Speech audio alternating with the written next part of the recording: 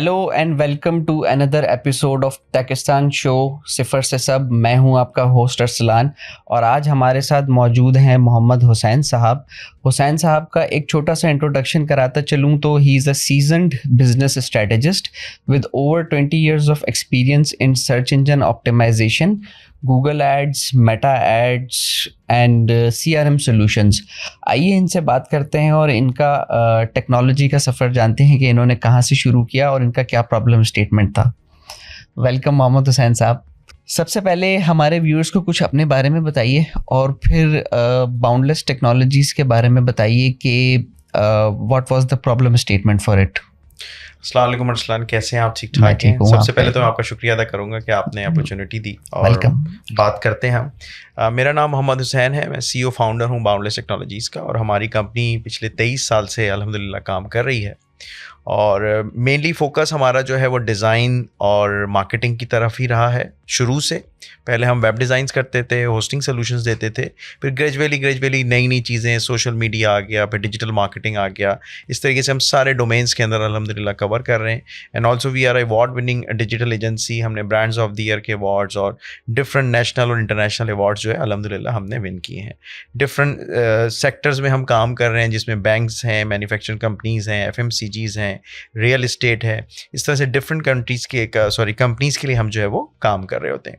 उसके साथ साथ पाकिस्तान का फर्स्ट हमने AI मार्केटिंग सॉफ्टवेयर भी लॉन्च किया है, जिसके अंदर आप अपनी पूरी मार्केटिंग को यानी डिजिटल मार्केटिंग को AI के थ्रू कंट्रोल भी कर सकते हैं और उसको सेंट्रलाइज मॉनिटर भी कर सकते हैं।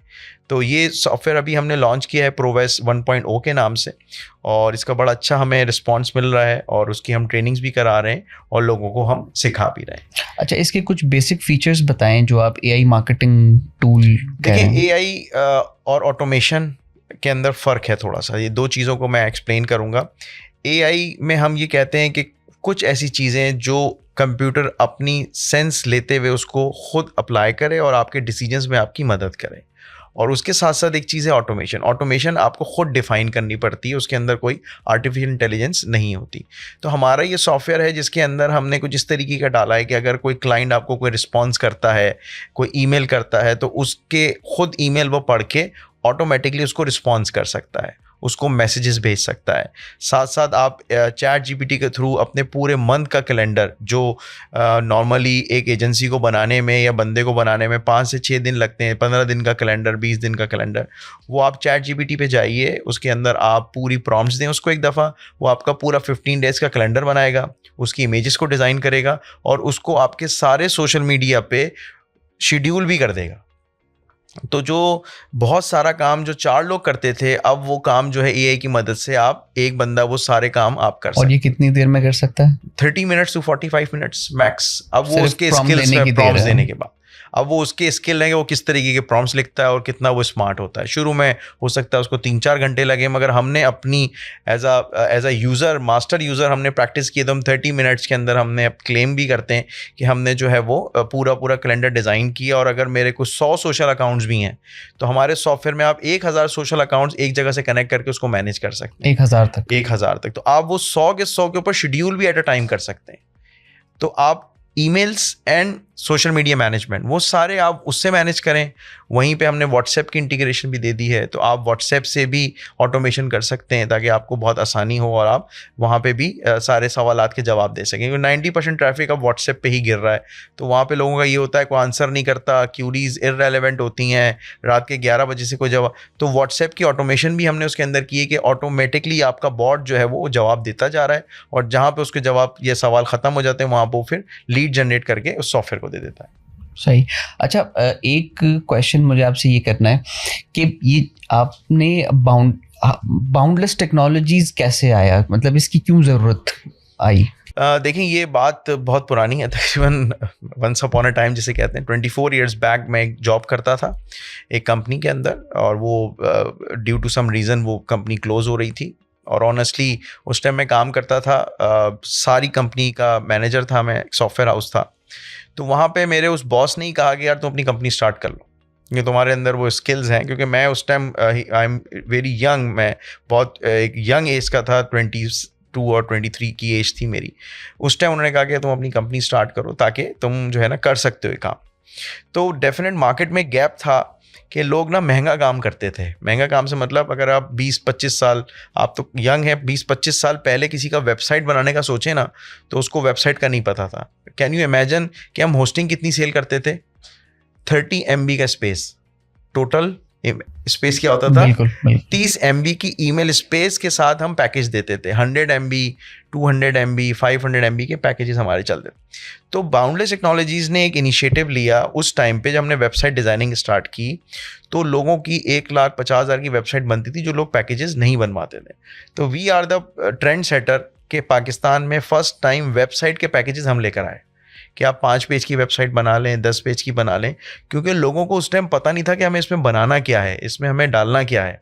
तो हम पूरा एक पैकेज बनाते थे जिसमें डोमेन, होस्टिंग, सारी चीज़ें करते थे और उसको एक कॉम्बो पैकेज में डाल के हमने 5,000 रुपये का पैकेज लॉन्च कर दिया कि आप 5,000 रुपीज़ में अपनी वेबसाइट बनवा लें।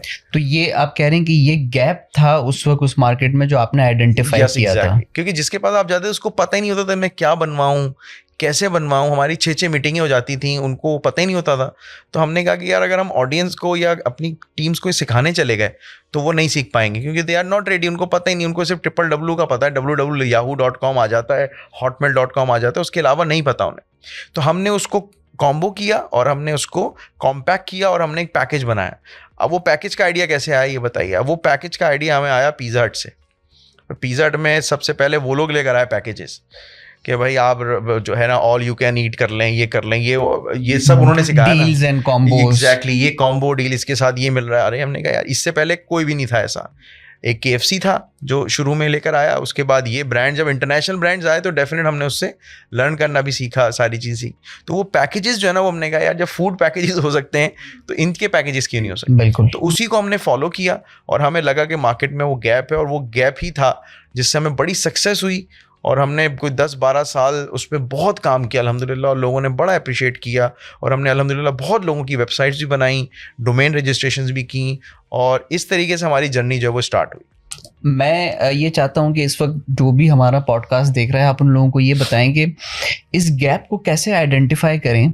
और हम देख रहे हैं आजकल इतने ज़्यादा स्टार्टअप्स आ रहे हैं, हर शख्स एक अपना स्टार्टअप खोल के बैठा हुआ है, तो उनको क्या मैसेज देंगे आप? देखिए, स्टार्टअप या एक स्टार्टअप जो है ना कंपनी होती है, और एक कंपनी चलाने के लिए कुछ पिलर्स होते हैं, ठीक है। नॉर्मली जो फाउंडर होता है उसको माजरत के साथ हमारी यहाँ गलतफहमी हो जाती है कि वो सब काम कर सकता है, जबकि वो सारे काम नहीं कर सकता या उसकी एक्सपर्टीज़ नहीं है। मैं अपना एक्सपीरियंस आपको बताऊं, 25 साल के अंदर अभी मैंने कुछ 7 साल पहले अपना MBA डिजिटल MBA को रिपीट किया, तो मुझे बहुत सारी चीज़ें उसमें सीखने को मिली। नंबर 1 कि हम एक तो पढ़ते नहीं सही तरीके से। नंबर 2, जब आप एक कंपनी को फॉर्म करें तो उसके अंदर अगर आप बहुत अच्छा सप्लाई चेन संभाल सकते हैं, आप बहुत अच्छी प्रोडक्शन संभाल सकते हैं, तो इसका हरगिज़ मतलब नहीं है कि आप अच्छी मार्केटिंग भी कर सकते। तो आपको चाहिए कि आप एक टीम बनाएं, एक गुड टीम। देखें, पूरी दुनिया की अगर आप केस स्टडीज उठा के देखें, उसमें CEO तो ट्रैवल कर रहा है, CEO डायरेक्टर्स तो ट्रैवल कर रहे हैं, तो कंपनी कौन चला रहा है? कंपनी उसकी प्रॉपर टीम चला रही है। उस टीम को आप देखें, हमारे यहाँ को-फाउंडर्स का कॉन्सेप्ट आ गया है, लोग कर रहे हैं। एक को-फाउंडर नहीं, बहुत सारे डिफरेंट को-फाउंडर्स हों और डिफरेंट लोग आपके साथ कनेक्ट हों। आप उनके अंदर कंपनी में उनको स्टेक्स दें। मिसाल के तौर पे अगर आप उसको 5 लाख भी देंगे ना, तो वो 5 लाख में भी 6 लाख की नौकरी ढूंढने निकल जाएगा। जब आप उसको 6 लाख देंगे तो वो 7 लाख की नौकरी ढूंढने निकल जाए। मगर अगर आपने उसको कहा कि यार अब you are the co-founder of this company और I am handling back office, आप जो है इसकी मार्केटिंग देखें, आप इसकी सेल्स देखें, और आपको ये कंपनी में मैं इक्विटी शेयरिंग मॉडल पे जाएं। और पूरी दुनिया में ऐसा होता है, प्रॉफिट शेयरिंग्स होती हैं, बिजनेस शेयरिंग्स होती हैं, इक्विटी शेयरिंग तक भी कुछ जो है ना वो देते हैं। तो अगर एक स्टार्टअप के पास अच्छी मार्केटिंग और अच्छी सेल्स की टीम है, सेकंड उसके पास बहुत अच्छी प्रोडक्शन एंड सप्लाई चेन की टीम है, नंबर 3 अगर वो अपने बहुत अच्छी तरीके से CFO और आपकी ये अकाउंटिंग और ये बहुत सारी चीज़ें अच्छी तरह से मैनेज कर सकता है, तो वो बहुत अच्छा जो है वो काम कर सकेगा। अच्छा, आप ये कह रहे हैं कि हर शख्स एक अपना स्टार्टअप खोलने की बजाय अगर बहुत सारे लोग एक स्टार्टअप पे मिल जाएं और अगर उसके लिए मेहनत करें तो वो ज़्यादा अच्छे तरीके से चल सकता है। एग्जैक्टली। देखिए, हम अपनी अपनी जो है ना मस्जिदें बनाते हैं, उसमें प्रॉब्लम ये होता है, एक तो इन्वेस्टमेंट स्प्लिट हो जाती है, हम स्केल नहीं कर पाते। स्केल करने के लिए आपको इन्वेस्टमेंट चाहिए। मेरे अच्छे एक टीचर हैं असदुल्ला चौधरी, वो एक लफ्ज़ कहते हैं कि जो ग्रोथ है ना इज़ एक्सपेंसिव। ग्रोथ जो है वो एक्सपेंसिव है।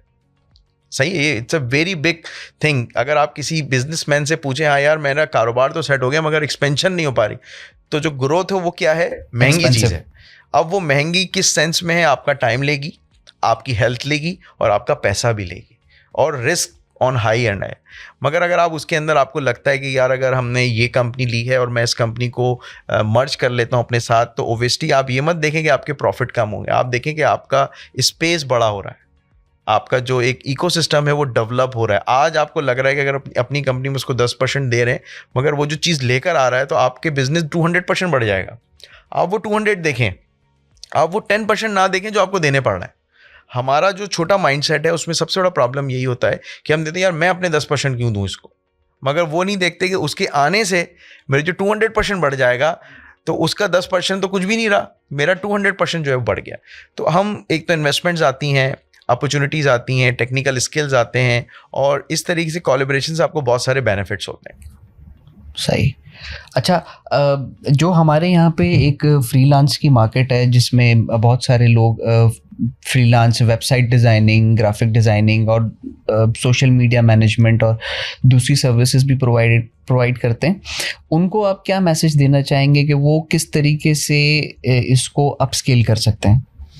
अच्छा देखिए, पहली चीज़ तो ये है कि जिस तरीके से टेक्नोलॉजी रिवॉल्व हो रही है, जितनी तेज़ी से रिवॉल्व हो रही है, तो सबसे पहला जो फोकस्ड होना चाहिए वो कीप लर्निंग वाला होना चाहिए। डेली जितने भी फ्रीलांसर्स हैं, स्टार्टअप्स हैं, कम से कम 1 घंटा नहीं, आधा घंटा नहीं, तो 15 मिनट मिनिमम उन्हें अपने R&D पे देना है, मिनिमम। इसके बगैर गुजारा नहीं है, वो क्लाइंट तक नहीं पहुंच सकते। नंबर 2, एक कोई अपने लिए ना ब्रेड एंड बटर प्रोडक्ट आपकी होनी चाहिए। मिसाल के तौर पे अगर आप वेब डिज़ाइनिंग कर रहे हैं तो आप चीते होने चाहिए उसके अंदर, आपको हर चीज़ उसके अंदर आनी चाहिए। अगर आप डोमेन होस्टिंग दे रहे हैं तो आपके पास डोमेन होस्टिंग जो है वो होनी चाहिए, और उसके साथ आपके साइड आइटम्स भी होने चाहिए, ठीक है? क्योंकि आप जिस कंट्री में बैठे हैं वहाँ पर लेबर बहुत सस्ती है, और अगर आप बाहर से काम कर रहे हैं तो आपके अपॉर्चुनिटीज़ जो है वो बहुत ज़्यादा हैं। तो आप जो है वो एक तो मेन प्रोडक्ट रखें, कोर प्रोडक्ट जो आपके घर का किचन चला रही हो, और कुछ आपकी कुछ प्रीमियम प्रोडक्ट्स हों, कुछ आपकी और प्रीमियम प्रोडक्ट्स हों। जैसे हम मार्केटिंग में कहते हैं कि ये मेरा हीरो प्रोडक्ट है और ये मेरे सपोर्टिंग। एग्जैक्टली। तो अगर आप एक ही प्रोडक्ट पे डिपेंडेंट रहेंगे तो आपको उसमें बहुत ज़्यादा कभी कभी स्ट्रगल करना पड़ जाता है, मगर उन प्रोडक्ट्स में फ़ायदा ये होता है कि अगर आप करते रहें काम, तो एक टाइम आता है कि लोग आपको उसको ब्रांड को कनेक्ट करा देते हैं, आपकी कोर कॉम्पिटेंसी जनरेट हो जाती है ना उसमें। तो आप कहते हैं यार ये वेबसाइट तो यही बन, हमें जैसे हमारा वेबसाइट के हवाले से, डिज़ाइन के हवाले से एक अच्छा स्ट्रॉन्ग पोर्टफोलियो है। लोग ERP हम सोल्यूशंस प्रोवाइड करते हैं, मगर वो हमें ऑफर नहीं करते, बोलते हैं नहीं यार तुम डिज़ाइन और ERP करो, हम वेबसाइट और डिज़ाइन तुम संभालो, मार्केटिंग तुम संभालो, हम तुम्हारे साथ पिछले 15 साल से करें। तो हमारी एक लाइन बन गई और हम उस पर फोकस करते रहे। Second, keep marketing, keep learning, keep marketing. हमारे यहाँ क्या होता है कि आपने मार्केटिंग की, एक स्टेज पे हम लेकर गए, उसके बाद हमने छोड़ दिया। आपने जो अपनी कंपनी की मार्केटिंग है वो कभी भी नहीं छोड़नी। आपने उसको कुछ ना कुछ करते रहना है, महीने में 2 महीने में कुछ ना कुछ एक्टिविटीज़ आपको अपनी मार्केटिंग की करते रहना है, कंटिन्यू, रोकना नहीं है।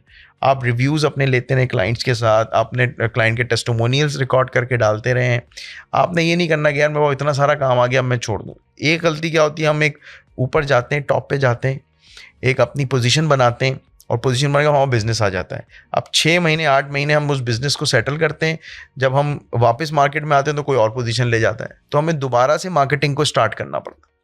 तो मैं ये कहूँगा कि अगर आपने कोई भी प्रोडक्ट लॉन्च किया है, कोई सर्विस लॉन्च की है, तो आप एक मार्केट करने के बाद उसको जब आपका बिजनेस आना शुरू हो जाए तो आप अपनी मार्केटिंग को कभी ना छोड़ें। आप उसको उसी पेस पे करते रहें और स्केल करते रहें, और टीम्स बनाएं। ये नहीं हो कि काम पकड़ लिया, अब आप उन्हीं को रगड़ रहे हैं, 2 बंदे रखे हुए आपने, आप उन्हीं से काम कराए जा रहे हैं। अगर आपसे काम ज़्यादा आ रहा है तो आप टीम को एक्सपेंड करना शुरू करें। अच्छा, मेरा यहाँ पे क्वेश्चन है, पिछले 3-4 साल में हमने देखा कि काफ़ी नए नए स्टार्टअप्स आए, उनकी बहुत अच्छी मार्केटिंग भी हुई और बहुत अच्छी सर्विसेज भी थी, सब कुछ बहुत अच्छा चल रहा था, बट अचानक से पता चला कि भाई फेल हो गए, बंद हो गया।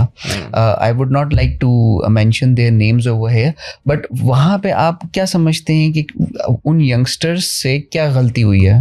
देखिए, यंगस्टर का बड़ा तल्ख सा जवाब है मेरे पास। आप चाहें तो इसको डालें, चाहें तो आप ना डालें। प्रॉब्लम ये है कि जो फाउंडर्स हैं ना, देखिए मैं अपनी आपको एक छोटी सी स्टोरी बताता हूँ और उसके बाद इसको कनेक्ट करता हूँ। इन 2006 हमने फर्स्ट ITCN में पार्टिसिपेट किया। ITCN एशिया एग्जीबिशन आपको पता होगा। बिल्कुल बिल्कुल, अभी लाहौर में होने वाला है। अभी लाहौर में हो रही है। तो जब हमने पार्टिसिपेट किया तो 40,000 रुपीज़ का स्टॉल था। कितने का स्टॉल था सर? 40,000 रुपीज़। और मेरे पास उस टाइम बाइक भी नहीं थी। मेरे पास उस टाइम बाइक नहीं थी, मैं बसों में या रिक्शों में उस टाइम ट्रैवल करता था। तो this is the dedication we need from the team.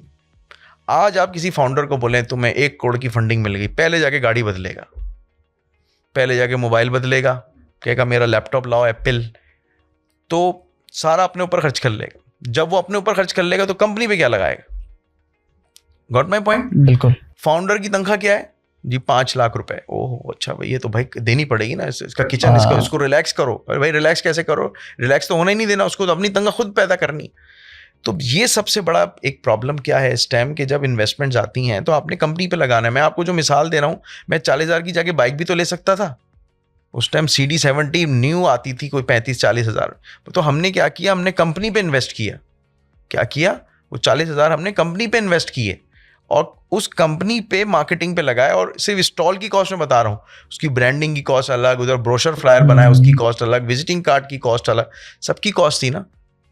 तो अभी जब आप स्टार्टअप्स आते हैं बेचारे, सबसे पहले तो उनको समझना चाहिए कि उनको कंपनी पे इन्वेस्टमेंट्स करना है, कंपनी पे डालना है। कंपनी आपके लिए मेन जो है वो फोकस होना चाहिए। इनिशियली अपने खर्चे कम रखें, कंपनी पे ज़्यादा खर्चा करें। होने ही नहीं चाहिए। आप देखें आजकल फाउंडर्स को, आप बुलाएं किसी को, फाउंडर को आप देखें, उसके शशकारे देखें आप, ठीक है? हमारे पास तो कुछ भी नहीं होता था, हम वो 3310 मोबाइल लेके घूम रहे होते थे और सूट भी नहीं होता था, पैंट शर्ट पहने हुए, टी-शर्ट पहने हुए हम काम कर रहे होते थे।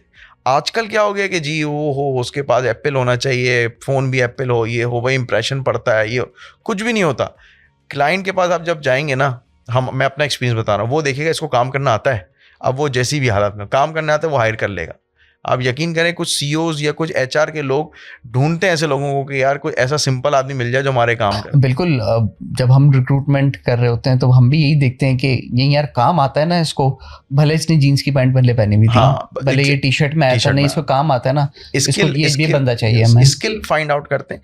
तो स्टार्टअप्स को ये चाहिए कि यार जब उनके पास फंडिंग्स आए तो सबसे पहले, मैंने फिर रिपीट करूंगा, टीम्स बनाओ अपनी। ये नहीं समझो कि आप CEO हो तो आप मार्केटर भी हो, आप प्रोडक्शन भी कर लोगे, आप सेल्स भी कर लोगे। आप नहीं कर सकते यार, आपका डोमेन ही नहीं है, आपका डोमेन ही नहीं है। अगर आपने BBA भी किया, अगर आपने MBA भी किया है ना, तो भी आपका एक फेवरेट एरिया होगा। आप बोलेंगे I am good in marketing यार, I am good in sales. तो यार जो प्रोडक्शन का बंदा है उसको आप हायर करें, उसको इक्विटी दें, उसको बोला तू संभाल। स्केल इस तरह से होगा। पूरी दुनिया में आप देखें, केस स्टडीज उठाएं, अगर फेसबुक स्टार्ट हुआ तो ग्रुप ऑफ फ्रेंड्स ने स्टार्ट किया, कोई सिंगल बंदा नहीं था, बहुत सारे दोस्त थे, उन्होंने मिलके इसको स्टार्ट किया और वहाँ से एक जर्नी स्टार्ट हुई। तो वो दोस्तों में कोई मार्केटिंग का बंदा होगा, कोई सेल्स का होगा, ऐसी बनता है काम। इसी तरीके से आप आतिफ असलम ले लें, वो एक बैंड बना लिया उन्होंने, वो भी दोस्तों ने शुगल में बनाया, ऑनलाइन गाना लॉन्च किया और वो सक्सेसफुल म्यूजिशियन बन गए। फिर वो जो भी व्हाटएवर आगे वो, मगर स्टार्ट में आप देखें कि ग्रुप ऑफ टीम्स थी। तो अगर हम अपने पुराने दोस्तों में से फाइंड आउट करें, अपने घर में से फाइंड आउट करें, तो हमें इस तरह की टीम्स जो है वो मिल जाती हैं। सही। अच्छा, बहुत सारी हमने बातें कर ली, अब कुछ थोड़ा सा इसको इंटरेस्टिंग बनाते हैं, कुछ थोड़ा सा फन एलिमेंट लेके आते हैं। जी, कुछ क्वेश्चंस हैं आपसे करूँगा और वो आपने आंसर करने हैं quickly. What if you could learn the answer to just one secret of your life? Secret of life, consistency, मुस्तकिल मिजाजी जो है वो बड़ी इंपॉर्टेंट है। कंसिस्टेंसी इज द की, हम ये भी कहते हैं। Consistency exactly. What if you could do one thing with a 0% chance of failure? Nothing, मेरे ख्याल से तो ऐसा कुछ भी नहीं है. ऐसा कुछ भी नहीं है. नहीं. चांस तो मेरे ख्याल से, रिस्क तो हर चीज़ में है. हम तो घर से निकलते हैं, वो भी रिस्क ही है. बिल्कुल. तो 0% रिस्क मेरे हिसाब से तो बिल्कुल किसी में जिंदगी का ही कोई वो भरोसा ही नहीं है कब आप वो हैं कब नहीं है. तो बस बैंक में पैसे रख दो, उस पे कोई रिस्क नहीं होगा. बाकी वो परसेंटेज आपको फिक्स मिलती रहेगी. बाकी काम में तो मुझे नहीं लगता ऐसा कोई. हमने असल में हमारे यहाँ पे इसमें भी वो कन्वेंशनल इस्लामिक बैंकिंग और इसका चक्कर है ना. बिल्कुल बिल्कुल. नहीं वही मैं कह रहा हूँ आपसे. सिर्फ भाई इस्लामिक वाले कुछ तो देंगे ना, रिस्क तो नहीं होगा, काटेंगे तो नहीं पैसे. जो 1 लाख रखे हैं उससे ऊपर ही जाएगा, नीचे तो नहीं आएगा. बिल्कुल सही. तो बस वो एक ऑप्शन है. बाकी तो मेरे हिसाब से मुझे नहीं पता, बाकी किसी और के पास कोई बेहतर आंसर हो शायद. Third question is, what if you could have any superpower? Which superpower would you want? मैं सबको एजुकेट कर दूं, पढ़ा दूं सबको, कि लोग पढ़ जाएं सारे पाकिस्तानी, स्पेशली उनके अंदर दिमाग खोलें और पूरा सब चीज़ें उसके अंदर जो है ना इंस्टॉल कर दें. जैसे वो पीके फिल्म में नहीं, वो हाथ पकड़ के डाउनलोड कर लेता था, ऐसी कोई टेक्नोलॉजी हो कि यार जो मुझे आता है ना वो मैं सारे लोगों के हाथ पकड़ूं और मेरा डाटा ट्रांसफ़र कर लें अपने अंदर, वो सब सक्सेसफुल हो जाए. बिल्कुल. और हमने देखा भी यही है कि जो भी लाइक डेवलप्ड कंट्रीज हैं उन लोगों ने अपनी एजुकेशन पे काम किया, उनके हालात बदल गए. सिर्फ सक्सेस जो है ना सर, वो एजुकेशन है. आप सबको पढ़ा लिखा दें, सबको शऊर आ जाएगा तो फिर खुद कमा लेंगे सर. मगरिब के बाद कोई किसी को नजर नहीं आएगा. आप देखें ना, बाहर मुल्कों के अंदर लोग पढ़े लिखे हैं और यहाँ से पढ़ा लिखा नहीं भी जाता तो वहाँ सीख कर पढ़ लिख कर काम करने लग जाता है. उसको गाड़ी चलाने के लॉस भी आ जाते हैं, उसको जिंदगी रहने के लॉस भी आ जाते हैं, उसको इन्वेस्टमेंट भी समझ आ जाता है ना, सब कुछ आ जाता है उसको. तो आप हमारा सबका फोकस एक ही होना चाहिए, एजुकेशन. बाकी तो सब खुद ही हो जाएगा. My fourth question is, what if your leadership advice could any fit in a tweet? What would you say? देखिए, लीडरशिप में जो मेरी नॉलेज है वो सबसे पहले लीडरशिप में एक चीज़ आती है, हेल्थ. तो जो भी लीडर है वो सबसे पहले अपनी हेल्थ पे काम करें. वेल्थ तो अगर आ गई तो हेल्थ चली गई तो फिर वेल्थ किसी वो कहते हैं ना, health is wealth. Health is wealth. तो हेल्थ जो है ना, मैं थोड़ा सा इसको थोड़ा सा बताना चाहूँगा कि health is a very important. एक सोल और एक हेल्थ, ये दोनों दो लीडरशिप में दो चीज़ें अलग-अलग हैं. सोल, आपकी रूह अगर मुतमईन है तो आपकी हेल्थ ऑटोमेटिकली अच्छी होगी. तो कोशिश ये करें कि जब आपके पास वेल्थ आ जाए या नहीं भी आए, आप सोल के लिए डेली कुछ काम करें. और वो ज़रूरी नहीं कि किसी को पैसे देने से सुकून मिलता है. आपको नमाज़ पढ़ने से सुकून मिलता है, आपको कुरान पढ़ने से सुकून मिलता है, आप अपने माँ बाप के साथ 15 मिनट बैठ के हंसी मजाक कर लें, उससे सुकून मिलता है आपको. तो अपनी सोल को रिलैक्स रखें और अपनी हेल्थ का ख्याल रखें.